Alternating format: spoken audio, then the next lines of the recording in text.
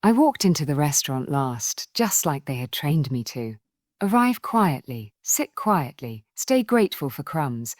But tonight, I didn't come to be seated. I came to watch them swallow the truth. Dad's eyes lit up when he saw me, the same way they never had at my graduation, my first startup pitch, or my hotel launch ceremony.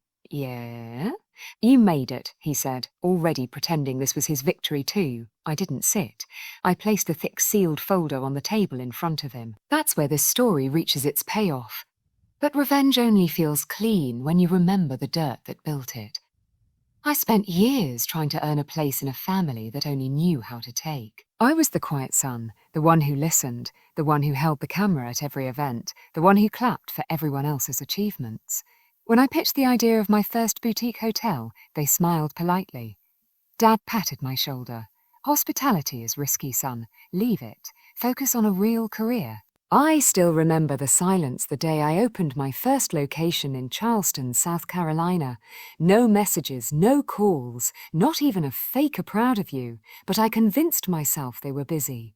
People like me always choose hope first. It's why betrayal hits harder. It was my 15th location, the one in Austin, Texas, that pushed the valuation into 9 figures.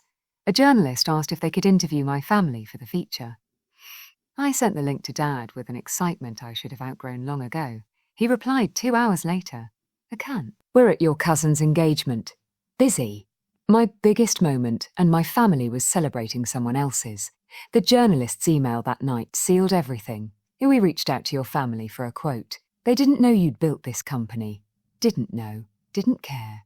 My vision blurred, not from tears, those I'd spent years ago, but from clarity. I had finally stopped waiting for love that was never coming. That night, I rewired my entire mindset. No more proving myself. No more seeking approval. Just strategy, silence, and a very patient form of justice. I learned something funny about people who ignore you. They come running the second the world doesn't. So I built quietly. I created a parent company with no family last name attached, moved assets offshore, transferred trademarks to a trust with a single beneficiary, me. I even hired a PR team that scrubbed the Carter family name from all public bios. I wanted to see how long it would take before they noticed I had become valuable. It turns out it took exactly 6 minutes after the CNN headline. That's when Dad texted, "A family dinner tomorrow. Important discussion." Important, of course. They had finally seen me. Not as a son, but as an opportunity. So I said yes and prepared the folder. Dad leaned forward now, tapping it. "What's this? Something for us?" Us. I kept my voice calm. "I thought you might want to know what I've been building." Mom took the folder and began flipping through the documents. Ownership structures, trust details, press features, a photo of me cutting the ribbon at the flagship property in Nashville. The one event none of them had attended. Her face fell first. Dad followed. "How?" he asked softly, as if he hadn't ignored every message that ever mattered. "Why didn't you tell us?" I gave him the truth I had carried like a blade. You weren't paying attention. Silence devoured the table. Then came the real reason they had called me. Dad cleared his throat. "So about this business. We were thinking maybe you could bring David and Nathan in. A family partnership. Stronger together, right?" There it was. I picked up the final page of the folder, a legal document, a waiver of claim. A polite official way of saying, "You have no right to anything I built, now or ever." I slid it toward him. Their shock tasted sweeter than any victory. "Sign it," I said quietly. "It protects my company from any future misunderstandings."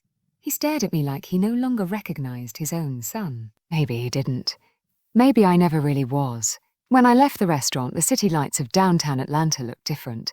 Not brighter, just clearer. I wasn't walking away from my family. I had walked away years ago. Tonight was simply the paperwork. People think revenge is loud. It isn't.